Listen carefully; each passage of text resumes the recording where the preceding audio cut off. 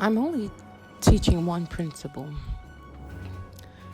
and that is men, take responsibility for your family in the event of your untimely death. Now, the tools that I use to do this and the time that I take to teach this and the proverbs that I use to do this are supporting my main goal and objective, which is men, you first. Take responsibility for providing for your families and leaving an inheritance for them. This is Patricia Sunshine, and this is the making of a good man.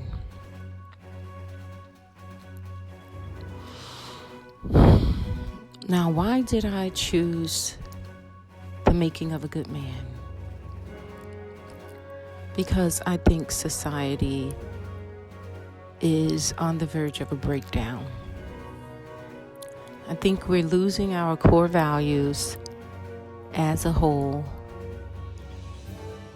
Things do not look the way they used to look. However, someone has to take the leadership role. I think there is a breakdown in the normal structure of humanity, even in survival of the fittest. When natural controls are removed, then there is a breakdown in nature. And humans are not excluded from that. Now, what are some of the natural controls that have been removed? Okay, so I would say, for one,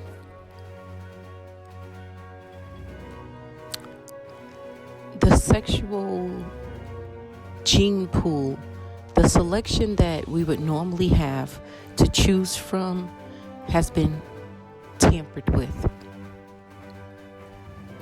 And that means that we have less stock to choose from when it comes to choosing a mate, especially women. So if our strongest men are being put away unfairly into prison or jail, whatever you want to call it, but long term, then we have less of a population to choose from. If our strong men with the better genes are not choosing to mate with women, then we have less of a population to choose from. Is it their fault that they have a desire that's other than women? Well, I wouldn't really get into that right now. To each his own. But the facts remain that we have, as women, have less of a selection to choose from. If races are intermingling, which I am a product of, then there is going to be a weakening of the gene pool for that particular race. And I'm not really a promoter of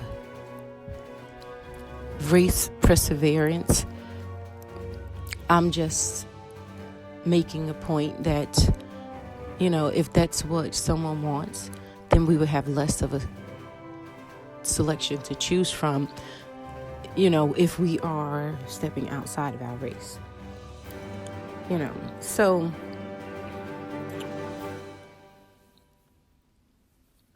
these are some of the things that we can think about. So if you are here and you are available and you are not incarcerated, You have not been unfairly put away. And females have access to you. You happen to be one of the survivors. Do you realize this? I guess we could say that you have been chosen through natural selection to survive. It doesn't matter if you're one of the weaker ones or not. You survived and you made it and you're here. So what I want to focus on is telling you that you are lucky, you are blessed to be amongst one who can be chosen. So do not take this lightly. Please take responsibility for what you are doing, what you are creating, the people you are populating the earth with. These little human beings, take responsibility and have involvement in their development if you're going to be a good influence. Now, some are just corrupt, but your children still need you. You know, they need to know that you care. But if you don't care, I'm sorry for you. I hate to say that someone else is going to influence your child's life more than you are.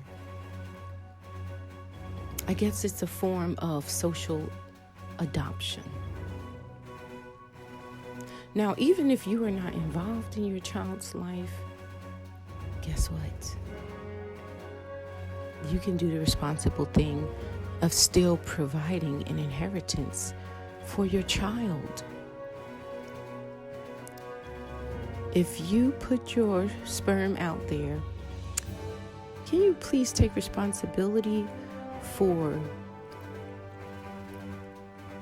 loving it, even if it's from a distance? I mean, that is your genetic makeup. Do you realize you have these little people walking around here that are part of you? It's like they are you, only smaller and more vulnerable. Could you imagine? Just get a glimpse of this picture. This is how I saw it. Imagine slicing off a piece of your pinky finger and planting it and growing another you. Then it regenerates and you slice off another piece of that same pinky finger. How about doing that 5, 6, 7, 8 times? That's the amount of children some of us have made. So you have 5 of these or 8 of these little people that you cloned. You gave a little piece of your DNA. You grew it to maturity, or at least to a stage where it is now considered its own individual, pretty much. But it has your genetic makeup, and you release those 8 pieces of DNA into the world. Little mini me's, for lack of a better term. So are you telling me you are going to create 8 things that are just like you, release them into the world, and have nothing to do with their behavior, the way they think? They're actually little yous. Could you imagine you with no discipline, with no grandmother telling you they love you, with no mother whooping your tail when you did something wrong?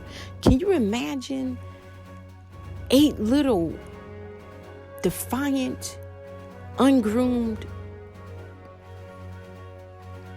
you with the plural, yous, running around here on the face of this planet. You're going to put 8 things into this world and not be responsible for their behavior? You're going to leave it up to someone else to groom these mini me's that you released into this world? These little mini me's can wreak havoc. Imagine you with no discipline and self-control. Think about that. Think about the things that you refrained from doing because someone loved you and someone spoke to you in private possibly and told you, I love you, get your act together, I want you to succeed, I don't want to see you fail. These people have helped groom you. Now imagine you putting 8 little people into the world who don't have that in their lives. Are you going to leave it up to the juvenile detention centers, the prisons? Are you going to leave it up to some family or a foster home? Because it's sad, unfortunately, a lot of the little mini me's that we have put out into the world are now locked into the foster care system. And if they're lucky, they will be adopted by a loving family. But if they are unlucky, too old to be considered groomable or formable, or if they are not the gender that is being sought out, if they're not the race that is being sought out, then they just become part of the system. There are enough horror movies and stories out there for you to know what that means. There are enough hurt and damaged people out there who feel abandoned. There are enough damaged and hurt people out there because they don't know who their true, real biological parents are. Even if they had a better upbringing and a decent lifestyle, these little mini-me's, they want to know where they come from. They want to know where they get these brown eyes. They want to know who they look like. They want to know the family history behind why they choose ice cream over yogurt. They want to know where they come from. Only you can really play that important role in their lives, telling them where they come from, helping them have pride in themselves. Can you love yourself enough?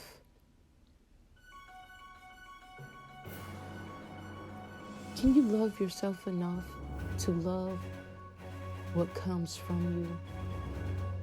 Can you love yourself enough? Or can you do better? Love yourself so you can love your children.